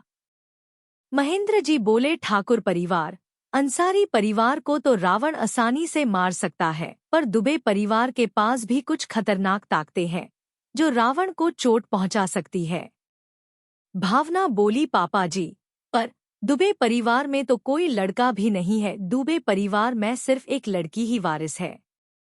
महेंद्र जी बोले, इसी बात का तो डर है, योगी लड़कियों पर हाथ नहीं उठाता और वह लड़की बहुत ही खतरनाक है। उसने भारतीय सेना में 8 साल तक ट्रेनिंग किया है और वह वहां की ट्रेनिंग हेड भी बन चुकी थी, पर नितिन पटेल के पीएम बनते ही उसके पिता ने उसको घर बुला लिया ताकि नितिन पटेल से शादी करा सके। भावना बोली, कोई और खतरा तो नहीं है वहां पर ना? महेंद्र जी बोले, दुबे परिवार में भी कुछ योगी जैसे खतरनाक लोग होने की संभावना है, क्योंकि यह एक बहुत खतरनाक परिवार रहा है। उत्तर प्रदेश का यह सबसे पुराना परिवार रहा है जिसकी हुकूमत चलती थी। भावना बोली, तो क्या योगी को वहां कोई खतरा हो सकता है? महेंद्र जी बोले, देखते हैं, अभी तुम सोने जाओ, कल देखते हैं क्या होता है। यह बोलकर वह अपने गुफा के तरफ निकल गए। भावना भी अपने प्राइवेट कमरे के तरफ जाकर बेड पर लेट गई। रावण और उसके चारों साथी दुबे परिवार के विला के नजदीक पहुंच चुके थे। रावण बोला, कुछ देर आराम करते हैं, उसके बाद हमला करेंगे। उसके साथी बॉडीगार्ड बोले, ठीक है बॉस। वह लोग कुछ समय के लिए वहीं बैठकर आराम करने लगे।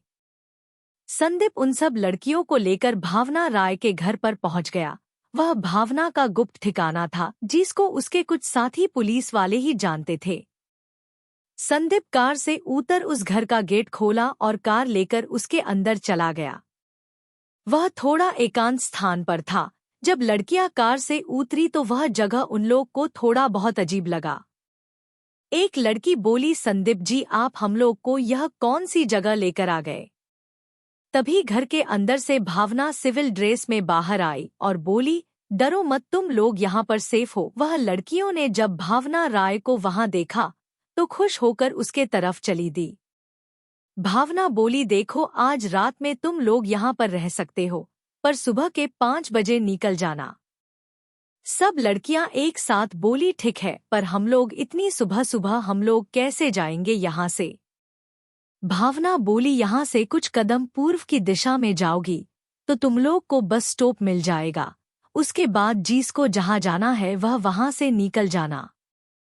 सब लड़कियां बोली, ठीक है। भावना बोली, तो सब हाल में जाकर आराम से लेट जाओ। यह बोलकर भावना वहां से अपने कमरे में चली गई। भावना के जाते ही एक लड़की संदीप के तरफ देखकर बोली, क्या तुम इस खूबसूरत लड़की की बात कर रहे थे? संदीप बोला, पागल हो तुम लोग, यह शहर की एसपी भावना राय है, यह सिर्फ दोस्त है योगी बोस के। सब लड़कियां यह सुनकर हकाबका हो गई। वह सब जिसको योगी की बीवी मान रहे थे वह तो कानपुर की एसपी थी। उसके बाद वह सब लड़कियां अपने जगह पर जाकर लेट गई। संदीप भी कार लेकर वहां से निकल गया। वह से दुबे विला नजदीक ही था, इसलिए संदीप ने सोचा पहले दुबे विला चलता हूँ, बाद में इस कार को ठिकाना लगा दूंगा। यह सोचकर वह दुबे विला की ओर निकल गया।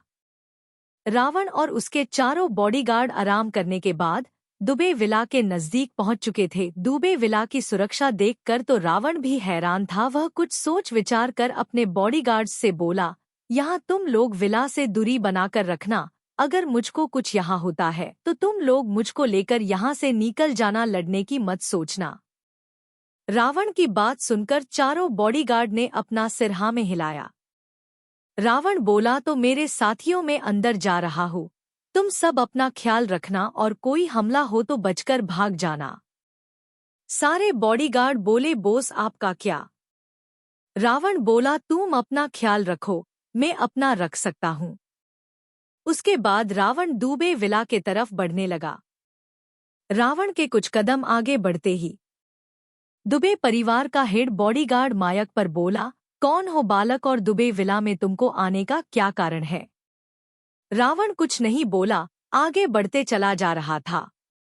थोड़ा दूर और चलने पर रावण जब कैमरा के सामने आया तो उसको खून से नहाया देखकर एक बार तो दुबे परिवार का हेड बॉडीगार्ड भी डर गया, लेकिन उसने अपना होश संभालते हुए तुरंत इमरजेंसी बटन पर हाथ प्रेस कर दिया। दुबे विला में चारों तरफ रेड लाइट एक साथ जलने लगी और इमरजेंसी सायरन का आवाज गूंजने लगा। इमरजेंसी सायरन की आवाज सुनकर सारे दुबे परिवार के सारे गार्ड्स गेट के दिशा में भागे। दुबे परिवार के हेड बॉस निशांत दुबे को भी सायरन का आवाज सुनकर झटका लगा। निशांत दुबे तुरंत अपने रूम में गया और लैपटॉप खोलकर देखा कि उसके विला पर कौन हमला करने आ गया। लैपटॉप खुलते ही निशांत ने गेट का सीसीटीवी फुटेज देखने लगा। निशांत ने जब फुटेज में एक 6 फुट हाइट सॉलिड बॉडी वाले लड़के को खून से लथपथ देखा तो उसको कुछ समझ नहीं आया। निशांत ने उस लड़के को आम किलर समझकर ज्यादा ध्यान ना देते हुए लैपटॉप बंद कर फिर से अपने ड्रिंक के अड्डे पर चला गया।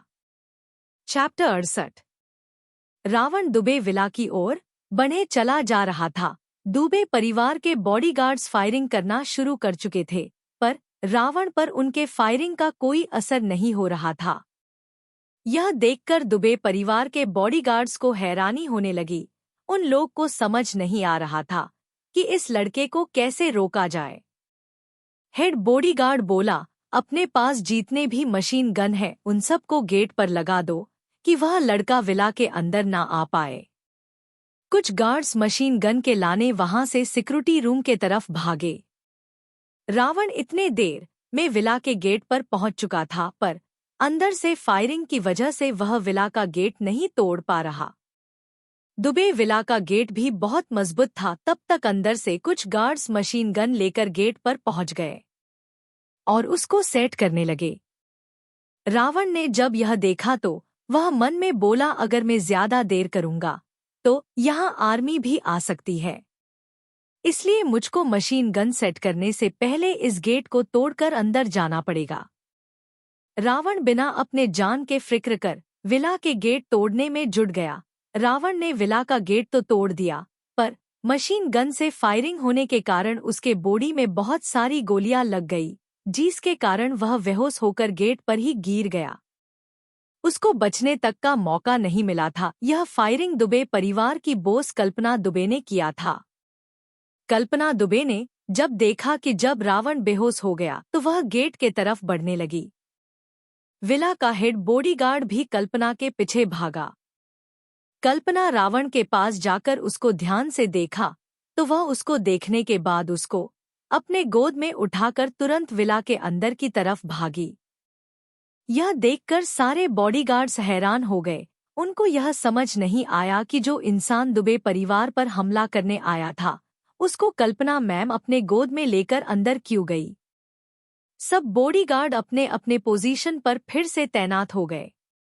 कल्पना रावण को लेकर सीधा अपने कमरे में चली गई और उसके शरीर से खून साफ करने लगी। जब रावण के शरीर से खून साफ हुआ तो कल्पना ने एक तेज धारदार चाकू लेकर उसके बॉडी से गोलियां निकालने लगी। दुबे विला के बाहर रावण के चारों साथी रावण को गोलियां लगते देखकर दुबे विला से और दूर हट गए। वह लोग रोड के किनारे जाकर अपने अपने सर पर हाथ रखकर बैठे थे। तभी उनका पांचवा साथी भी कार लेकर दुबे विला के नजदीक पहुंच गया, पर जब उसने अपने चारों साथियों को रोड के किनारे बैठे देखकर कार रोकर वह कार से बाहर आकर बोला, तुम सब यहाँ क्यों हो, बॉस कहाँ है। वह चारों एक साथ बोले, बॉस को बहुत सारी गोलियां लगी है और वह दुबे विला में है। यह सुनकर वह बोला, तो तुम लोग उनको लाने क्यों नहीं गए। चलो हम लोग को अगर मरना भी पड़े तो कोई बात नहीं है, पर आज बॉस को तो बिना लिए नहीं जाएंगे। यह सुनकर वह चारों दुबे विला के जाने को तैयार हो गए। वह पांचों वहां से दुबे विला के गेट के तरफ बढ़ने लगे।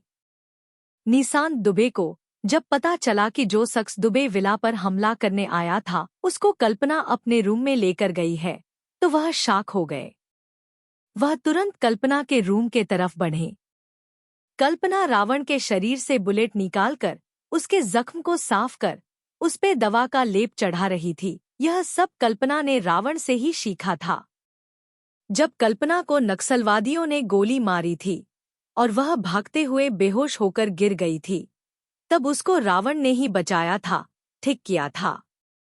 तभी से कल्पना को रावण से प्यार हो गया था, पर उस समय रावण ने कल्पना को मना कर दिया था।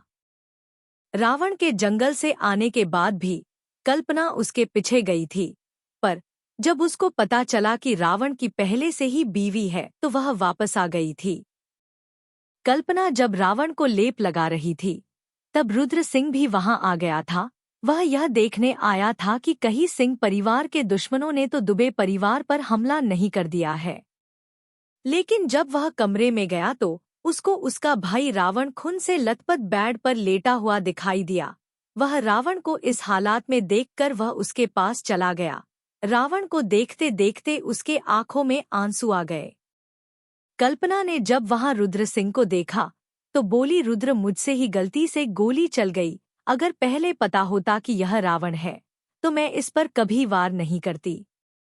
रुद्र बोला, कोई बात नहीं कल्पना जी, क्या भाई ठीक हो जाएंगे या किसी बड़े हॉस्पिटल में लेकर चले। मैं काव्या जी को भी एक बार भाई के साथ देखा था, उनको भी भाई से प्यार है पर उनका नंबर नहीं है। कल्पना बोली, क्या काव्या मिश्रा रावण को जानती है? रुद्र बोला, हाँ। कल्पना बोली, तो ठीक है, उससे बड़ा डॉक्टर इस दुनिया में कहाँ है? मेरे पास काव्या जी का नंबर है, मैं लेकर आती हूँ, तुम बात कर लेना। रुद्र बोला, ठीक है। कल्पना रूम से बाहर गई और अपना फोन लेकर वहां से तुरंत अपने कमरे में आ गई। काव्या का नंबर डायल किया पर काव्या के फोन पर रिंग होने के बाद भी काव्या ने नया नंबर देखकर फोन नहीं उठाए। कल्पना ने दोबारा फोन किया। काव्या का फोन जैसे ही रिंग हुआ, अयाना बोली, काव्या फोन उठाकर एक बार पूछ लो, क्या दिक्कत है किसको? काव्या ने कॉल उठाकर पूछा, हेलो कौन? रुद्र बोला, हेलो मैम नमस्ते, मैं सिंह परिवार से रुद्र सिंह बोल रहा हूँ। मेरे बड़े भाई रावण को कुछ बुलेट लग गई है, क्या आप दुबे विला आ सकती है?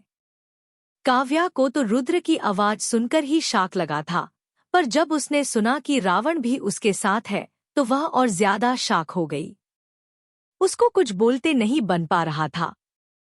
रुद्र दोबारा बोली, मैम काव्या जी, क्या आप आ सकती है? काव्या बोली, ठीक है, मैं वहां कल सुबह तक पहुंच रही हूँ, बस तुम उसका ध्यान रखना कि ज्यादा सीरियस ना हो। रुद्र बोला, ठीक है काव्या जी, आपने आने को बोला, यही सिंह परिवार के लिए एक बड़ी बात है। सिंह परिवार आपका यह एहसान मरते दम तक याद रखेगा। काव्या बोली, उसकी कोई जरूरत नहीं है रुद्र जी, मैं सिंह परिवार के वजह से ही आज इतनी बड़ी डॉक्टर बन पाई हूँ। रुद्र बोला, आपका यह बड़पन है मिस काव्या जी, मैं आपका इंतजार करूंगा कल। यह बोलकर रुद्र ने फोन कट कर दिया। कल्पना बोली, क्या वह आ रही है? रुद्र बोला, जी। अयाना ने रुद्र सिंह और सिंह परिवार का नाम सुनकर कार रुकवा दिया था। काव्या के फोन रखते ही अयाना बोली, कौन था फोन पर? क्या रुद्र था? वह जीवित है? काव्या बोली, हाँ, रुद्र सिंह जीवित है और सुरक्षित भी। हम लोग को वहां पर कल सुबह में ही पहुंचना है। अयाना ने जैसे सुना कि रुद्र जीवित है तो वह उसके ही ख्याल में खो गई थी। रुद्र अयाना के लिए बेटे से कम नहीं था। वह रुद्र जीवित है सुनकर बहुत खुश हो गई। अयाना बोली, ठीक है, तो हम मुंबई ना जाकर सीधा उसके पास चलते हैं। अयाना का प्राइवेट हेलीकॉप्टर भी उसके साथ ही चल रहा था। वह कार से उतरकर बाहर आ गई। काव्या को वहां रावण को देखने जाना था, इसलिए वह भी कार से उतर गई। तनु भी उतर गई। यह देखकर सब कार के बॉडीगार्ड तुरंत बाहर निकल गए।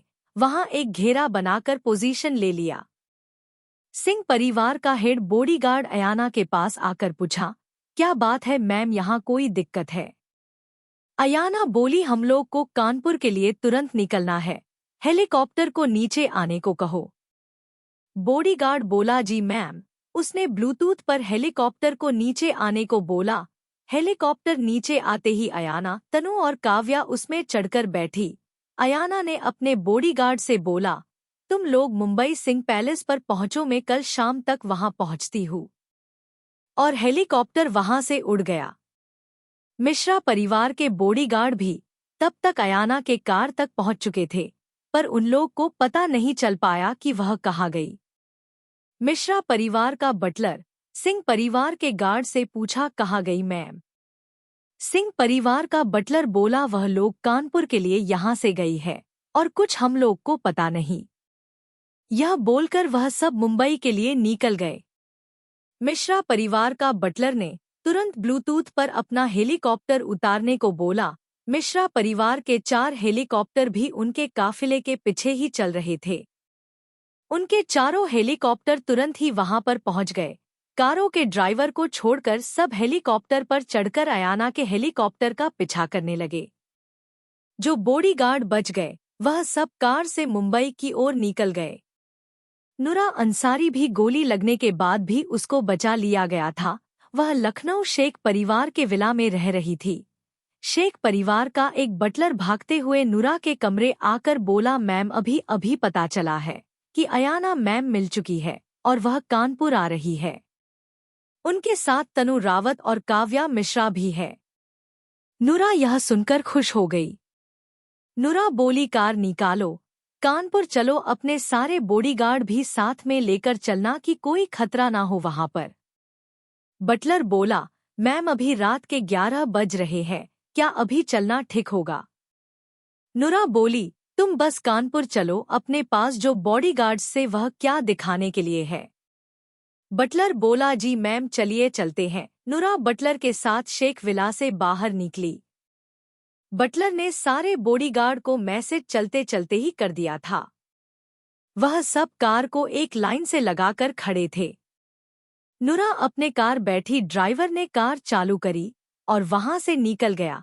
उसके पीछे पीछे सारी कारें चलने लगी। इधर कालू ने रावण के देखरेख के लिए एक आदमी छोड़ रखा था। वह रावण के गोली लगकर बेहोश होते ही वह पहाड़ी गुफा के तरफ निकल गया था। वह बाइक से था, इसीलिए वह 1 घंटे में ही पहाड़ी गुफा पहुंच गया।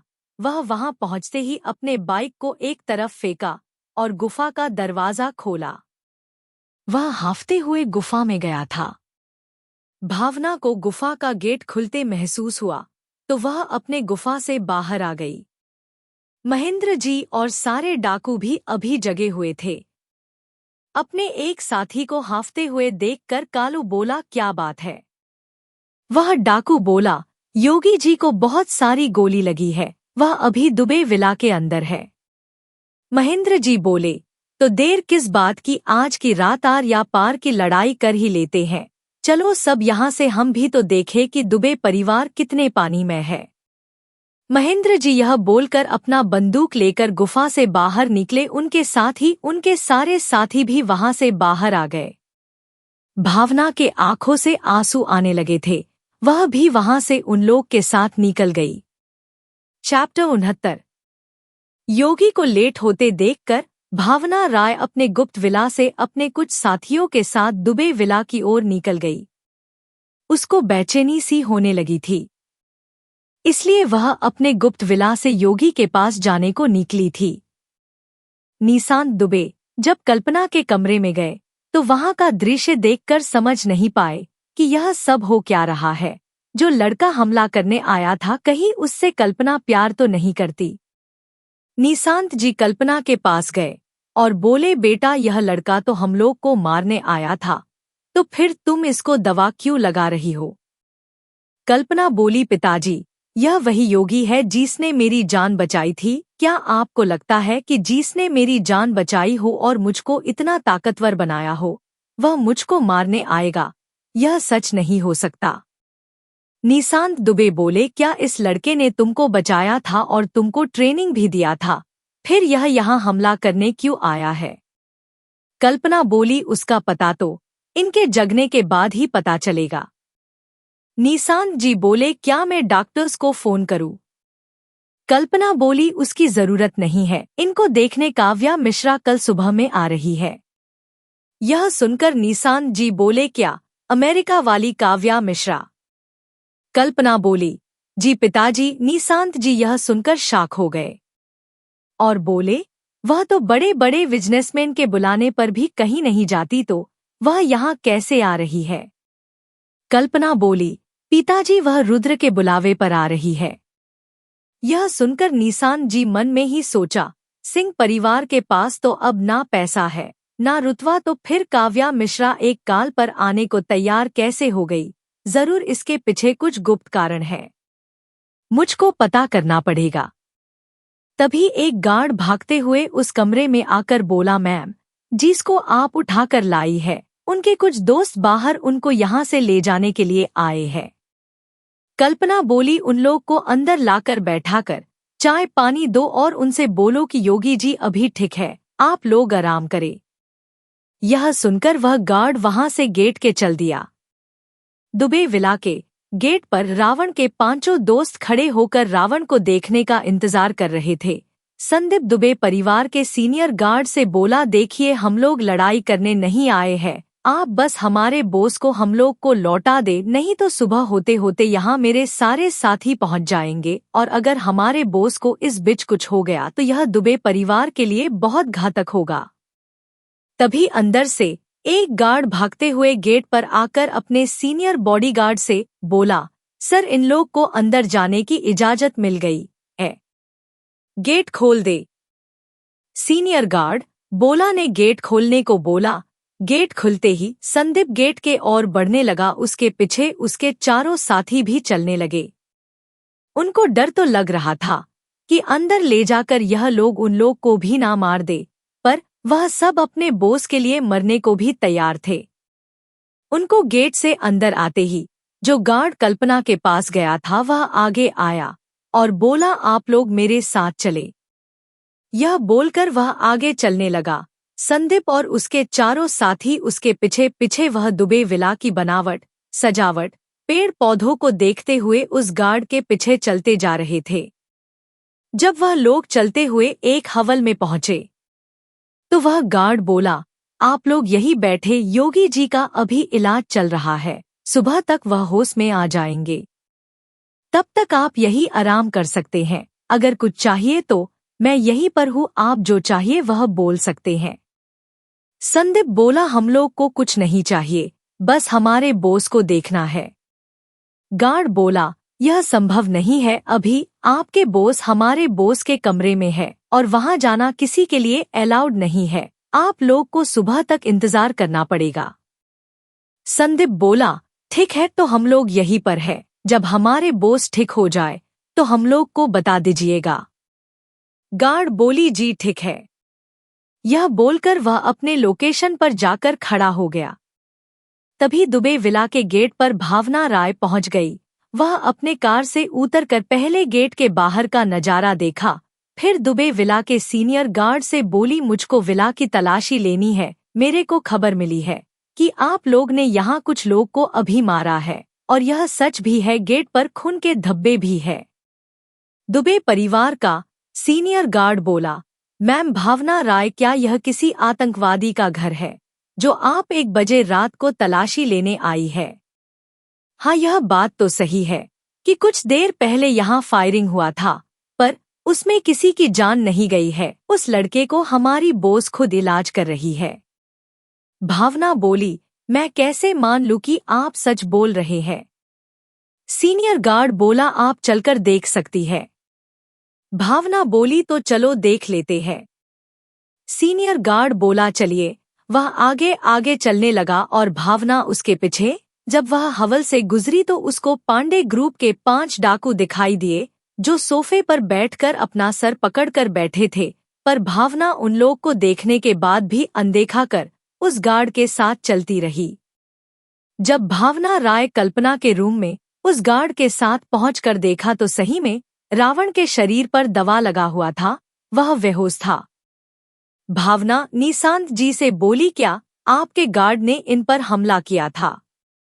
कल्पना बोली, मैडम एसपी, मेरे गार्ड्स से नहीं, मेरी वजह से इनको गोली लगी, पर ज्यादा जख्म नहीं है, सुबह तक यह होश में आ जाएंगे। भावना राय बोली, ठीक है, तो मैं भी सुबह तक यही हूँ।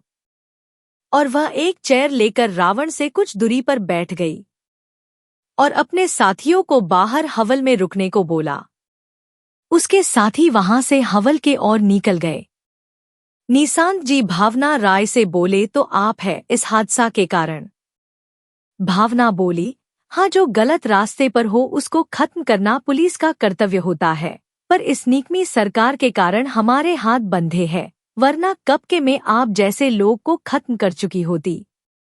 कल्पना बोली, तो मैडम एसपी, क्या आप जानती है यह कौन है, किस परिवार से है? भावना बोली, मैं यह तो नहीं जानती कि यह किस परिवार से है, पर इतना जरूर जानती हूँ कि यह एक नेक इंसान है। कल्पना बोली, जिसको आप जानती तक नहीं कि वह किस परिवार से है, उसकी अगर मौत हो जाए तो कितना नुकसान हो सकता है। आप इनको बस अपने फायदे के लिए इस्तेमाल कर रही है। क्या आपको पता है यह सिंह परिवार के बड़े बेटे रावण सिंह है, यह लड़का रुद्र सिंह है इनके छोटे भाई, जिनको मैंने लाकर अपने घर पर रखा है। क्या तब भी आपको लगता है कि दुबे परिवार नितिन पटेल को मदद कर रहा है? भावना यह सब सुनकर कुछ देर के लिए बिल्कुल शांत हो गई। कुछ देर बाद बोली, मुझसे गलती हो गई, माफ करना कल्पना दुबे जी, मैंने आप लोग के बारे में गलत सोचा।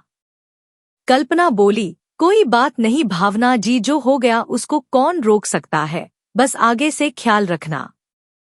भावना बोली, ठीक है कल्पना जी। निशांत जी ने जब सुना कि यह लड़का रावण सिंह है और सिंह परिवार का बड़ा बेटा है, यह सुनकर निशांत जी को कुछ कुछ बातें समझ में आने लगी थी कि सिंह परिवार इतना ताकतवर कैसे है। वह समझ गए थे कि अगर रावण ने खुद कल्पना को ट्रेन नहीं किया होता तो आज दुबे परिवार का अंत निश्चित था। तभी गेट से एक गार्ड अंदर भागता हुआ आया और बोला, मैम, पांडे ग्रुप के डाकुओं ने हमरा विला चारों तरफ से घेर लिया है। वह सब बस उस लड़के के लिए यहाँ पर आए हैं जिसको आप अंदर लेकर आई थी। यह सुनकर कल्पना बोली, पर वह लोग को रावण से क्या लेना देना है? भावना बोली, कल्पना जी, जिसको आपने गोली मारी है ना वही उन लोग का बोस है, तो उन लोग को तो यहाँ पर आना ही था। वैसे दिक्कत वाली कोई बात नहीं है, मैं उन लोग को जाकर समझा कर वापस जाने को बोलती हूँ। यह बोलकर भावना राय वहां से बाहर के तरफ निकलने लगी। चैप्टर 70। भावना विला से बाहर निकल रही थी, तभी विला के अंदर एक हेलीकॉप्टर लैंड हुआ। हेलीकॉप्टर के वहां लैंड होते ही विला के गार्ड चौंकने हो गए। वह सब उस हेलीकॉप्टर को चारों तरफ से घेर कर खड़े हो गए। हेलीकॉप्टर लैंड होते ही सबसे पहले उसमें से काव्या मिश्रा बाहर आई। उसके पीछे अयाना और तनु रावत भी उतरी, लेकिन उनके चारों तरफ से दुबे विला के गार्ड्स ने घेर रखा था, उनके तरफ निशाना लगाकर खड़े थे। पर इतनी खूबसूरत और मनमोहक लड़कियों को देखकर उनको यह समझ नहीं आ रहा था कि यह लोग यहाँ पर क्यों आई है और यह सब है कौन। कुछ गार्ड जो गेट पर पांडे ग्रुप के गुंडों पर ध्यान रख रहे थे, वह सब भी उन लोग देखने लगे थे। विला में सब यह भूल चुके थे कि दुबे परिवार पर कोई खतरा भी हो सकता है। विला का हेड गार्ड हेलीकॉप्टर के पास आकर बोला, आप लोग कौन है? अपना परिचय दे। काव्या बोली, मैं काव्या मिश्रा, अमेरिका से, मुझको यहाँ कल्पना जी ने बुलाया है। हेड बॉडीगार्ड को यह इन्फॉर्मेशन पहले ही मिल चुकी थी कि दुनिया की सबसे बड़ी डॉक्टर काव्या जी आने वाली है। हेड गार्ड बोला, चलिए मैम, आपको कल्पना जी के पास लेकर चलता हूँ। काव्या बोली, चलिए चलते हैं। पांडे ग्रुप के डाकू भी अयाना, तनु और काव्या को ही देखे जा रहे थे। वह लोग भूल चुके थे कि वह सब यहाँ क्यों आए हैं। महेंद्र पांडे अपनी बेटी भावना पांडे से बोले, बेटा तुम तो पत्रकार हो, तुमको तो पता होगा यह लोग कौन है। भावना बोली, पिताजी, हमने गलत परिवार पर हमला कर दिया है, अगर ऐसा ना होता तो अयाना सिंह यहाँ पर नहीं आती। पांडे जी बोले, क्या वह सिंह परिवार की बोस अयाना है? भावना बोली, नहीं पापाजी, जो सबसे पीछे है वह अयाना सिंह है, उसके आगे तनु रावत जो रावत परिवार की होने वाली बोस है, और उसके बगल में जो लड़की है वह दुनिया की सबसे बड़ी डॉक्टर काव्या मिश्रा है। यह सुनकर महेंद्र पांडे बोले, यह सब लोग यहाँ पर कैसे? क्या उन लोग को पता चल गया कि रावण जीवित है? भावना बोली, हाँ, यह हो सकता है, नहीं तो वह लोग यहाँ कैसे पहुँच पाते? इसका मतलब जरूर दुबे परिवार से सिंह परिवार के अच्छे रिश्ते हैं, नहीं तो यह लोग यहाँ पर नहीं होते। पांडे ग्रुप के डाकुओं ने जब उन लड़कियों का बायोडेटा जाना तो सबकी नजर झुक गई थी। दुबे परिवार के जो गार्ड्स ने भावना की बात सुनी, वह सब भी अपनी नजरें नीचे कर लिया, अपने काम पर ध्यान देने लगी। तभी उस विला में 4 हेलीकॉप्टर के साथ उतरे दुबे परिवार के गार्ड अब डर चुके थे। उन लोग सिर्फ अपनी पोजीशन बनाए रखा। उन लोग को समझ नहीं आ रहा था कि यहाँ इतने बड़े बड़े परिवार आ रहे हैं कि उन लोग को अपनी पोजीशन बनाए रखने के अलावा और कुछ नहीं कर रहे थे। सीनियर गार्ड काव्या जी से बोला, क्या यह लोग आपके साथ है? काव्या ने अपनी गर्दन हाँ में हिलाकर जवाब दिया। सीनियर गार्ड ने अपने गार्ड्स को इशारे में बता दिया कि यह सब इनके ही गार्ड है, कोई इन लोग के साथ गलत हरकत ना करे। काव्या बोली, तो चले मरीज को देखने। वह गार्ड बोला, जी मैम, चलिए चलते हैं, वह आगे आगे चलने लगा। काव्या, तनु और अयाना तीनों उस गार्ड के पीछे पीछे चलने लगी। मिश्रा परिवार के गार्ड्स हेलीकॉप्टर से उतारकर सब दुबे विला के चारों तरफ फैल गए और अपनी अपनी पोजीशन लेकर खड़े हो गए। मिश्रा परिवार का बटलर दुबे विला के चारों तरफ घूमकर देखने लगा कि कहीं कोई हमला करेगा तो कोई क्षति ना हो। दुबे विला के गार्ड्स तो उन लोग के सामने किसी छोटे बच्चे जैसे थे। मिश्रा परिवार के गार्ड्स आर्मी अफसर की तरह लग रहे थे। किसी की हाइट 6 फुट से कम नहीं थी। सबके सबकी बॉडी खतरनाक फाइटर की तरह थी। महेंद्र पांडे बोले, बेटा भावना, क्या यह लोग सिंह परिवार के गार्ड्स हैं या रावत परिवार के? भावना बोली, पिताजी, यह उन दोनों में से किसी के परिवार के बॉडीगार्ड्स नहीं है। यह सब लंदन वाले राकेश मिश्रा परिवार के बॉडीगार्ड्स है। इनसे उलझना मतलब मौत को नेवता देना। महेंद्र पांडे बोले, क्या यह परिवार इतना खतरनाक है? पर मुझको एक बात समझ नहीं आ रही कि यह सब यहाँ क्यों आए हैं। भावना बोली, पिताजी, यह तो मुझको भी पता नहीं है, पर मैं इतना जरूर बता सकती हूँ कि मिश्रा परिवार भी किसी न किसी तरह से सिंह परिवार से जुड़ा हुआ है, नहीं तो यह लोग यहाँ पर नहीं होते। सिंह परिवार के सर को काटने से किसी को कोई फायदा नहीं होने वाला। सिंह परिवार का जड़ बहुत मजबूत है। पांडे जी बोले, तो हम लोग को यहाँ रुकना चाहिए या यहाँ से अपने गुफा चलना चाहिए? भावना बोली, पिताजी, यहाँ खतरा तो बहुत है। थोड़ा बहुत भी किसी को गलतफहमी हो गई तो बहुत लोग की जान जा सकती है। पर हम लोग योगी को बिना देखे यहाँ से नहीं जा सकते हैं, नहीं तो वह हम लोग के बारे में गलत सोचने लगेगा। पांडे जी बोले, तो ठीक है, मैं अपने सारे साथियों को एक जगह एकत्रित कर लेता हूँ ताकि कुछ गड़बड़ ना हो यहाँ पर। भावना बोली, ठीक है पिताजी, आप सबको एकत्रित करें, मैं अंदर जाने के लिए कुछ और सोचती हूँ। महेंद्र जी वहां से अपने साथियों को एकत्रित करने चले गए। भावना को पता ना क्यों आज उसके दिल में देद और मन में जलन के भाव आ गए थे अयाना को देखकर। भावना राय जो विला के हवल के गेट पर थी, वह भी बस वहां के पल पल होते बदलाव को देख रही थी। वह निकली तो थी महेंद्र पांडे को वहां से उनको घर भेजने के लिए, पर अयाना, तनु रावत और भावना को देखने के बाद उसको कुछ अच्छी फीलिंग नहीं आ रही थी। लेकिन वह कुछ सोचते हुए वहां से गेट के तरफ बढ़ने लगी। काव्या, तनु और अयाना उस गार्ड के साथ कल्पना के कमरे में पहुंच गई। अयाना रुद्र को देखकर उसके पास दौड़ कर गई और गले से लगा लिया और रोने लगी। रुद्र अयाना को रोते देखकर बोला, भाभी माँ, मैं ठीक हूँ, आप रो क्यों रही हो? अयाना बोली, क्या तुम जानते हो, जब मैंने सुना कि तुम्हारी मौत हो गई है तो मैं कितना रोई थी, पर यह खुशी के आंसू है। अब मैं तुमको अकेले छोड़कर कहीं नहीं जाने वाली। रुद्र बोला, भाभी माँ, मैं ठीक हूँ, चलिए बाहर चलते हैं घूमने और बहुत सारी बातें करेंगे। अयाना बोली, ठीक है चलो। रुद्र तनु के ओर देखकर बोला, भाभी आप भी मेरे साथ चल सकती हो।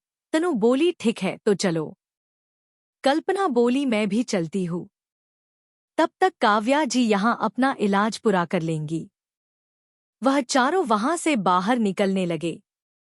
जैसे ही वह सब कमरे से बाहर निकले, काव्या बोली, मिस्टर निशांत दुबे जी, अब आप अपने कमरे में जाए, मुझको रावण जी का इलाज करना है। निशांत दुबे पहले से ही शाक में था। एक साथ दुनिया के 3 सबसे खतरनाक स्त्री को देखकर वह बोले, जी ठीक है, मैं जा रहा हूँ। वह भी वहां से अपने कमरे के ओर चले गए। उनको तो समझ ही नहीं आ रहा था कि वह आज इन लोग को देखकर इतना खुश क्यों हो रहे थे। काव्या रावण का चेकअप करने लगी। काव्या को ज्यादा मेहनत नहीं करना पड़ा, सारे काम तो कल्पना ने पहले ही कर दिए थे। उसको बस रावण का चेकअप कर दवा ही देना था। चेकअप के बाद काव्या ने रावण के बाजू पर 2-3 इंजेक्शन लगाया, वहीं पर बैठकर रावण को देखने लगी और अपने में ही खो गई। दुबे गेट के बाहर भावना राय महेंद्र पांडे को समझाने की कोशिश कर रही थी कि आप लोग यह से चले जाओ, पर महेंद्र जी वहां से जाने को तैयार नहीं थे। भावना राय अब भावना पांडे को समझाने लगी। कल्पना, अयाना और तनु रावत रुद्र के साथ विला के बगान में घूमकर बातें कर रही थे कि रुद्र कैसे बचा। तभी अयाना का ध्यान गेट से बाहर गया। वहां पर एक लड़की सबको समझाने की कोशिश कर रही थी, पर वहां से कोई जाने को तैयार नहीं था। अयाना उन लोग के तरफ बढ़ी। जैसे ही वह गेट पर पहुंची, मिश्रा परिवार का बटलर बोला, मैम वह पांडे गैंग है, उत्तर प्रदेश का सबसे खतरनाक गैंग। उन लोग से आप दूर रहे तो आपके लिए सही होगा। अयाना ने अपनी आंखें तरेड़ते हुए बटलर को बोली, चाहे वह कोई भी हो, जब तक वह इंसान मेरे सामने कोई गुनाह नहीं करता, अयाना सिंह उन लोग का साथ जरूर देगी। अयाना यह बोलकर गेट को अपने हाथ से खोला। दुबे परिवार के गार्ड्स अयाना को गेट के तरफ आते देखकर वह पहले ही गेट से हट चुके थे। अयाना ने गेट से बाहर जैसे कदम रखा, उसको वहां खून की दुर्गंध आई। जब उसने जमीन पर देखा तो वहां बहुत सारे खून के धब्बे थे। उसको यह देखकर ज्यादा कुछ समझ नहीं आया और वह आगे बढ़ गई। अयाना को गेट खोलकर बाहर आते देखकर पांडे ग्रुप के सारे डाकू पीछे हटे और अपनी पोजीशन लेकर चारों तरफ देखने लगे।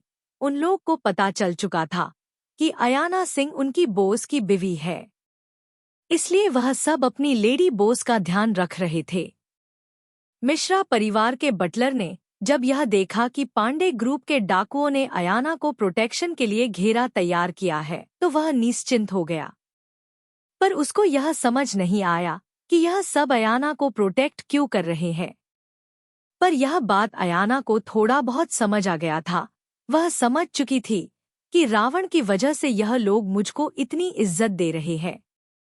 वह आगे बढ़कर महेंद्र पांडे के पास गई और पूछा, आप लोग यहाँ इतना शोरगुल क्यों कर रहे हैं? महेंद्र पांडे बोले, लेडी बॉस रावण जी को गोलियां लगी है, हम लोग बस उनको देखने आए हैं। अयाना को यह सुनकर उसके शरीर में एक तेज झटका लगा। वह बोली, रावण को गोलियां लगी है, वह अभी कहाँ है? महेंद्र जी बोले, बॉस वह विला के अंदर ही है, क्या आपने उनको नहीं देखा? अयाना बोली, चलो मेरे साथ, यहाँ इतनी बड़ी बात मेरे से यह लोग कैसे छुपा सकते हैं? यह बोलकर अयाना गुस्से में अंदर जाने लगी। महेंद्र जी और दोनों भावना भी उनके साथ ही चल रही थी। क्या अयाना रुद्र से नाराज होगी इतनी बड़ी बात उससे छुपाने के लिए? अयाना को जब पता चलेगा कि रावण को गोली कल्पना ने मारा था, तब क्या होगा? आगे की स्टोरी के लिए बने रहे स्टोरी वाला बॉक्स पर लाइक शेयर करना ना भूले। हर 2 दिन बाद स्टोरी आ जाएगी, बने रहे।